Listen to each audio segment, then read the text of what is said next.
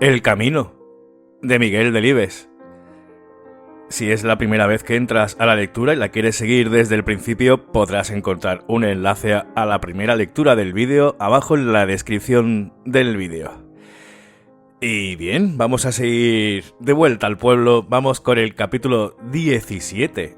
Os recuerdo, no olvidéis que estos son los recuerdos del Daniel el Mochuelo en la cama, que al día siguiente se tiene que ir a la ciudad, al instituto, a estudiar. Vamos allá. Daniel el Mochuelo le perdonaba todo a la guindilla menos el asunto del coro.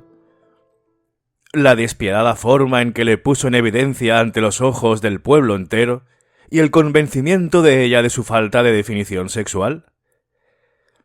Esto no podría perdonárselo por 1000 años que viviera. El asunto del coro era un baldón, el mayor oprobio que puede soportar un hombre. La infamia exigía contramedidas con las que demostrar su indiscutible virilidad. En la iglesia ya le esperaban todos los chicos y chicas de las escuelas, y Trino, el sacristán, que arrancaba agrias y gemebundas notas del armonio cuando llegaron. Y la asquerosa guindilla también estaba allí, con una varita en la mano, erigida espontáneamente en directora. Al entrar ellos, les ordenó a todos por estatura, después levantó la varita por encima de la cabeza y dijo: «Veamos, quiero ensayar con vosotros el Pastora Divina, para cantarlo el día de la Virgen». «Veamos», repitió. Hizo una señal a Trino y luego bajó la varita y los niños y niñas cantaron cada uno por su lado. «Pastora divina, seguirte yo quiero». Cuando ya empezaban a sintonizar las 42 veces, la guindilla mayor puso un cómico gesto de desolación y dijo: «Basta, basta. No es eso. No es paz. Es paz. ¿Así? Pastora divina, seguirte yo quiero, por valles y otreros, tus huellas en pos». «Veamos», repitió. Dio con la varita en la cubierta del armonio y de nuevo atrajo la atención de todos. Los muros del templo se estremecieron bajo los agudos acentos infantiles. Al poco rato, la guindilla puso un acusado gesto de asco. Luego señaló al moñigo con la varita. «Tú puedes marcharte, Roque. No te necesito. ¿Cuándo cambiaste la voz?» Roque, el moñigo, humilló la mirada. «¿Qué sé yo? Dice mi padre que ya de recién nacido berreaba con voz de hombre». Aunque cabizbajo, el moñigo decía aquello con orgullo. Persuadido de que un hombre bien hombre debe definirse desde el nacimiento. Los primeros de la escuela acusaron su manifestación con unas risitas de superioridad. En cambio, las niñas miraron al moñigo con encendida admiración. Al concluir otra prueba, doña Lola prescindió de otros 2 chicos porque desafinaban. Una hora después, Germán el Tiñoso fue excluido también del coro porque tenía una voz en transición y la guindilla quería formar un coro solo de tiples. Daniel el Mochuelo pensó que ya no pintaba allí nada y deseó ardientemente ser excluido. No le gustaba, además, tener voz de tiple. Pero el ensayo del primer día terminó sin que la guindilla estimara necesario prescindir de él. Volvieron al día siguiente y la guindilla siguió sin excluirle. Aquello se ponía feo. Permanecer en el coro suponía, a estas alturas, una deshonra. Era como dudar de la hombría de uno. Y Daniel, el mochuelo, estimaba demasiado la hombría para desentenderse de aquella selección. Mas a pesar de sus deseos y a pesar de no quedar ya más que 6 varones en el coro, Daniel, el mochuelo, continuó formando parte de él. Aquello era el desastre. Al cuarto día, la guindilla mayor, muy satisfecha, declaró: «Ha terminado la selección. Quedáis solo las voces puras». Eran 15 niñas y 6 niños. «Espero», se dirigía ahora a los 6 niños, «que a ninguno de vosotros se le vaya a ocurrir cambiar la voz de aquí al día de la Virgen». Sonrieron los niños y las niñas, tomando a orgullo aquello de tener las voces puras. Solo se desesperó, por lo bajo, inútilmente, Daniel, el mochuelo. Pero ya la guindilla estaba golpeando la cubierta del armonio para llamar la atención de Trino, el sacristán, y las 21 voces puras difundían por el ámbito del templo las plegarias a la Virgen. «Pastora divina, seguirte yo quiero, por valles y otreros, tus huellas en pos». Daniel, el mochuelo, intuía lo que aquella tarde ocurrió a la salida. Los chicos descartados, capitaneados por el moñigo, les esperaban en el atrio y al verle salir, formaron corro alrededor de las 6 voces puras y comenzaron a chillar de un modo reiterativo y enojoso: «¡Niñas! ¡Maricas! ¡Niñas! ¡Maricas! ¡Niñas! ¡Maricas!». De nada valió la intercesión de la guindilla ni los débiles esfuerzos de Trino, el sacristán, que era ya viejo y estaba como envarado. Tampoco valieron de nada las miradas suplicantes que Daniel, el mochuelo, dirigía a su amigo Roque. En este trance, el moñigo olvidaba hasta las más elementales normas de la buena amistad. En el fondo del grupo agresor borboteaba un despecho irreprimible por haber sido excluidos del coro que cantaría el Día de la Virgen. Por esto no importaba nada ahora. Lo importante era que la virilidad de Daniel, el mochuelo, estaba en entredicho y que había que sacarla con bien de aquel embrollo. Aquella noche al acostarse tuvo una idea. ¿Por qué no ahuecaba la voz al cantar el Pastora Divina? De esta manera la guindilla le excluiría como a Roque, el moñigo, y como a Germán, el tiñoso. Bien pensado era la exclusión de éste lo que más le molestaba. Después de todo, Roque, el moñigo, siempre había estado por encima de él. Pero lo de Germán era distinto. ¿Cómo iba a conservar, en adelante, su rango y su jerarquía ante un chico que tenía la voz más fuerte que él? Decididamente había que ahuecar la voz y ser excluido del coro antes del Día de la Virgen. Al día siguiente, al comenzar el ensayo, Daniel, el mochuelo, carraspeó, buscando un efecto falso a su voz. La guindilla tocó el armonio con la punta de la varita y el cántico se inició. «Pastora divina, seguirte yo quiero». La guindilla se detuvo en seco. Arrugaba la nariz, larguísima, como si la molestase un mal olor. Luego frunció el ceño, igual que si algo no respondiera a lo que ella esperaba y se sintiera incapaz de localizar la razón de la deficiencia. Pero al segundo intento apuntó con la virita al mochuelo y dijo, molesta: «Daniel, caramba, deja de engolar la voz o te doy un sopapo». Había sido descubierto. Se puso encarnado al solo pensamiento de que los demás pudieran creer que pretendía ser hombre mediante un artificio. Él, para ser hombre, no necesitaba de fingimientos. Lo demostraría en la primera oportunidad. A la salida, Roque el moñigo, capitaneando el grupo de voces impuras, les rodeó de nuevo con su maldito estribillo. ¡Niñas! ¡Maricas! ¡Niñas! ¡Maricas! ¡Niñas! ¡Maricas! Daniel, el mochuelo, experimentaba deseos de llorar. Se contuvo, sin embargo, porque sabía que su vacilante virilidad acabaría derrumbándose con el llanto ante el grupo de energúmenos, de las voces impuras. Así llegó el día de la Virgen.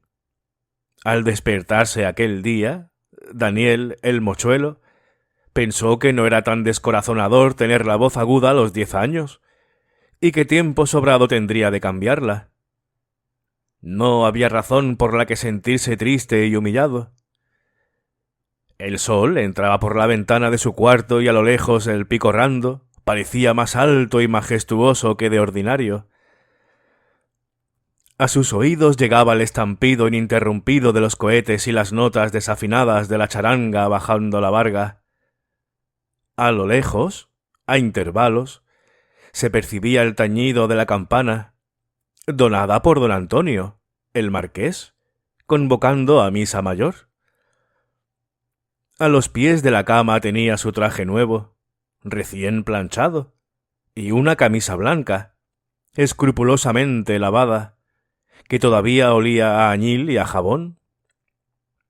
No, la vida no era triste. Ahora, acodado en la ventana, podía comprobarlo. No era triste, aunque media hora después tuviera que cantar el pastor adivina desde el coro de las voces puras. No lo era, por más que a la salida las voces impuras les llamasen niñas y maricas. Un polvillo dorado, de plenitud vegetal, envolvía el valle, sus dilatadas y vastas formas. Olía al frescor de los prados, aunque se adivinaba en el reposo absoluto del día un aire caluroso. Debajo de la ventana, en el manzano más próximo del huerto, un mirlo hacía gorgoritos y saltaba de rama en rama. Ahora pasaba la charanga por la carretera, hacia el Chorro y la casa de Quino, el manco, y un grupo de chiquillos la seguía profiriendo gritos y dando volteretas.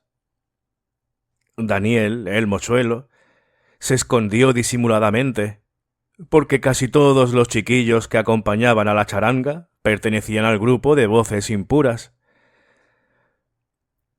Enseguida se abrió y marchó a misa.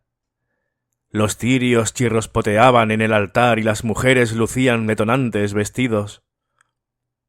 Daniel, el mochuelo, subió al coro y desde allí miró fijamente a los ojos de la Virgen. Decía don José que, a veces, la imagen miraba a los niños que eran buenos. Podría ser debido a las llamas tembloteantes de las velas. Pero a Daniel, el mochuelo, le pareció que la Virgen aquella mañana volvía los ojos a él y le miraba, y su boca sonreía. Sintió un escalofrío y entonces le dijo, sin mover los labios, que le ofrecía el pastor adivina para que las voces impuras no se rieran de él ni le motejaran. Después del Evangelio, don José, el cura, que era un gran santo, subió al púlpito y empezó el sermón. Se oyó un carraspeo prolongado en los bancos de los hombres, e instintivamente Daniel, el mochuelo, comenzó a contar las veces que don José, el cura, decía en realidad, aunque él no jugaba a pares o nones. Pero don José decía aquella mañana cosas tan bonitas que el mochuelo perdió la cuenta. En realidad, hijos, todos tenemos un camino marcado en la vida. Debemos seguir siempre nuestro camino, sin renegar de él, decía don José. Algunos pensaréis que eso es bien fácil, pero, en realidad, no es así. A veces el camino que nos señala el Señor es áspero y duro. En realidad eso no quiere decir que ese no sea nuestro camino. Dios dijo, «Tomad la cruz y seguidme». Una cosa os puedo asegurar, continuó. El camino del Señor no está en esconderse en la espesura al anochecer los jóvenes y las jóvenes. En realidad, tampoco está en la taberna, donde otros van a buscarlo los sábados y los domingos. Ni siquiera está en cavar las patatas o afeitar los maizales durante los días festivos. Dios mismo, en realidad, creó el mundo en 6 días y al séptimo descansó. Y era Dios.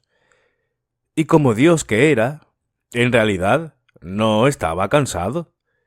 Y, sin embargo, descansó. Descansó para enseñarnos a los hombres que el domingo había que descansar. Don José, el cura, hablaba aquel día, sin duda, inspirado por la Virgen, y hablaba suavemente, sin estridencias. Prosiguió diciendo cosas del camino de cada uno, y luego pasó a considerar la infidelidad que en ocasiones traía el apartarse del camino marcado por el Señor, por ambición o sensualidad. Dijo cosas inextricables y confusas para Daniel. Algo así como que un mendigo podía ser más feliz sin saber cada día si tendría algo que llevarse a la boca, que un rico en un suntuoso palacio lleno de mármoles y criados. Algunos, dijo, por ambición, pierden la parte de felicidad que Dios les tenía asignada en un camino más sencillo. La felicidad, concluyó, no está en realidad en lo más alto, en lo más grande, en lo más apetitoso, en lo más excelso. Está en acomodar nuestros pasos al camino que el Señor nos ha señalado en la tierra, aunque sea humilde. Acabó don José, y Daniel, el mochuelo, persiguió con los ojos su menuda silueta hasta el altar. Quería llenarse los ojos de él, de su presencia carnal, pues estaba seguro que un día no lejano ocuparía una hornacina en la parroquia. Pero no sería él mismo, entonces, sino una talla en madera o una figura en escayola detestablemente pintada. Casi le sorprendió el ruido del armonio, activado por Trino, el sacristán.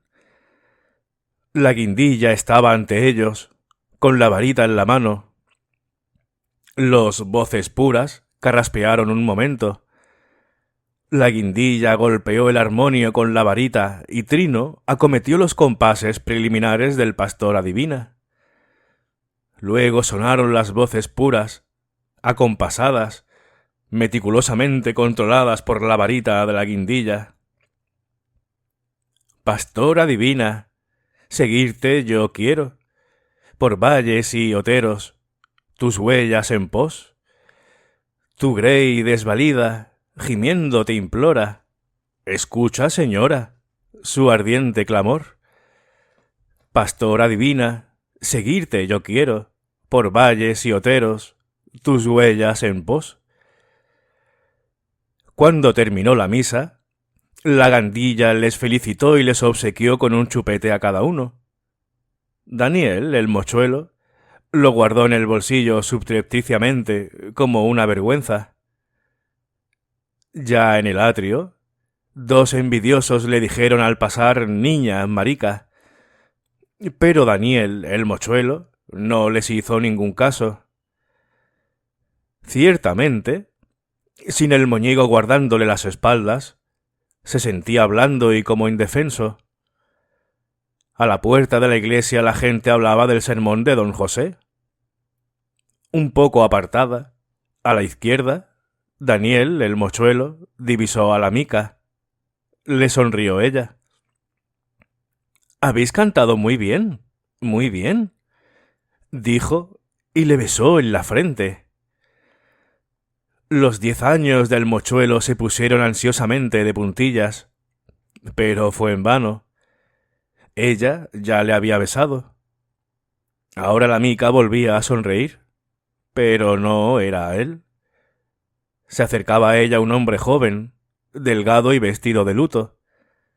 Ambos se cogieron de las manos y se miraron de un modo que no le gustó al mochuelo. —¿Qué te ha parecido? —dijo ella. —Encantador, todo encantador —dijo él. Y entonces Daniel, el mochuelo, acongojado por no sabía qué extraño presentimiento, se apartó de ellos y vio que toda la gente se daba codazos y golpecitos, y miraban de un lado a otro de reojo, y se decían con voz queda: —¡Mira! ¡Es el novio de la Mica! —¡Mira! ¡Es el novio de la Mica! —¡Caramba! ¡Ha venido el novio de la Mica! —Es guapo el novio de la Mica. —No está mal el novio de la Mica. Y ninguno quitaba el ojo del hombre joven delgado y vestido de luto, que tenía entre las suyas las manos de la Mica. Comprendió entonces Daniel, el mochuelo, que sí había motivos suficientes para sentirse atribulado aquel día. Aunque el sol brillase en un cielo esplendente y cantasen los pájaros en la maleza, y agujereasen la atmósfera con sus melancólicas campanadas los cencerros de las vacas, y la Virgen le hubiera mirado y sonreído. Había motivos para estar triste, y para desesperarse, y para desear morir, y algo notaba él que se desgajaba amenazadoramente en su interior. Por la tarde bajó a la romería. Roque, el moñigo, y Girmán, el tiñoso, le acompañaban. Daniel, el mochuelo, seguía triste y deprimido. Sentía la necesidad de un desahogo. En el prado olía a churros y aglomeración humana, a alegría congestiva y vital. En el centro estaba la cucaña, 10 metros más alta que otros años. Se detuvieron ante ella y contemplaron los intentos fallidos de 2 mozos que no pasaron de los primeros metros. Un hombre borracho señalaba con un dedo la punta de la cucaña y decía: «Allí hay 5 duros. El que suba y los baje que me convide». Y se reía con un cloqueo contagioso. Daniel, el mochuelo, miró a Roque, el moñigo. «¿Voy a subir yo?», dijo. Roque le acució: «No eres hombre». Germán, el tiñoso, se mostraba extrañamente precavido. «No lo hagas, te puedes matar». Le empujó su desesperación, un vago afán de emular al joven enlutado, a los niños del grupo de las voces impuras. Saltó sobre el palo y ascendió, sin esfuerzo, los primeros metros. Daniel, el mochuelo, tenía como un fuego muy vivo en la cabeza, una mezcla rara de orgullo herido, vanidad despierta y desesperación. «Adelante», se decía. «Nadie será capaz de hacer lo que tú hagas. Nadie será capaz de hacer lo que tú hagas». Y seguía ascendiendo, aunque los muslos le escocían ya. «Subo porque no me importa caerme. Subo porque no me importa caerme», se repetía. Y al llegar a la mitad miró hacia abajo y vio que toda la gente del prado pendía de sus movimientos, y experimentó vértigo y se agarró afanosamente al palo. No obstante, siguió trepando. Los músculos comenzaban a resentirse del esfuerzo, pero él continuaba subiendo. Era ya como una cucarachita a los ojos de los de abajo. El palo empezó a oscilar como un árbol mecido por el viento, pero no sentía miedo. Le gustaba estar más cerca del cielo, poder tratar de tú a tú al picorrando. Se le enervaban los brazos y las piernas. Oyó un grito a sus pies y volvió a mirar abajo. «¡Daniel! ¡Hijo!». Era su madre, implorándole. A su lado estaba la Mica, angustiada. Y Roque, el moñigo, disminuido. Y Germán, el tiñoso, sobre quien acababa de recobrar la jerarquía. Y el grupo de las voces puras y el grupo de las voces impuras. Y la guindilla mayor y don José, el cura. Y Paco, el herrero. y don Antonio, el marqués. Y también estaba el pueblo, cuyos tejados de pizarra ofrecían su mate superficial al sol. Se sentía como embriagado, acuciado por una ambición insaciable de dominio y potestad. Siguió trepando sordo a las reconvenciones de abajo. La cucaña allí era más delgada y se tambaleaba con su peso como un hombre ebrio. Se abrazó al palo frenéticamente, sintiendo que iba a ser impulsado contra los montes como el proyectil de una catapulta. Ascendió más. Casi tocaba ya los 5 duros donados por los ecos del indiano. Pero los músculos le escocían, se le despellejaban, y los brazos apenas tenían fuerzas. «Mira, ha venido el novio de la Mica. Mira, ha venido el novio de la Mica», se dijo, con rabia mentalmente, y trepó unos centímetros más. Le faltaba tan poco. Abajo reinaba un silencio expectante. «Niña marica, murmuró, y ascendió un poco más. Ya se hallaba en la punta. La oscilación de la cucaña aumentaba allí. No se atrevía a soltar la mano para asir el galardón. Entonces acercó la boca y mordió el sobre furiosamente. No se oyó abajo ni un aplauso, ni una voz. Gravitaba sobre el pueblo el presagio de una desgracia. Daniel el mochuelo empezó a descender. A mitad del palo se sintió exhausto, y entonces dejó de hacer presión con las extremidades y resbaló rápidamente sobre el palo encerado, y sintió abrasársele las piernas y que la sangre saltaba de los muslos en carne viva.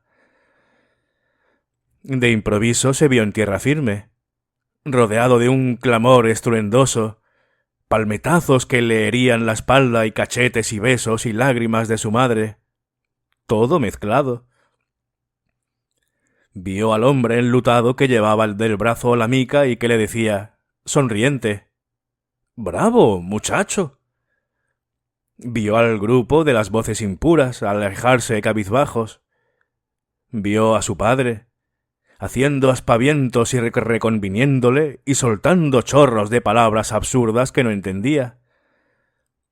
Vio, al fin, a la uca correr hacia él, abrazársele a las piernas magulladas y prorrumpir en un torrente de lágrimas incontenibles.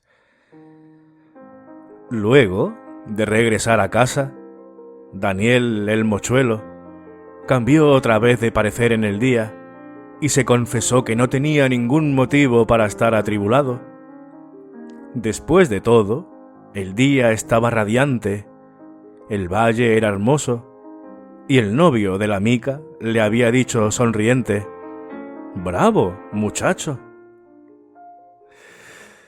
Y aquí hemos terminado la lectura de hoy.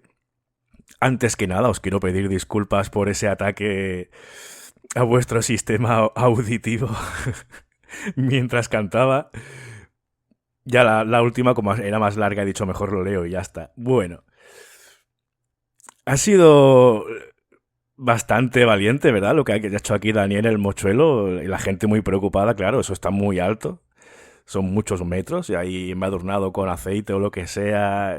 Cuesta muchísimo trabajo y cuesta. Así que, claro, la gente también preocupada, como se caiga de ahí se mata. Así que, bueno, como dijo el novio, bravo, muchacho. Espero que os esté gustando la lectura. Muchísimas gracias por tu compañía. Un fuerte abrazo y hasta la siguiente lectura. Hasta luego.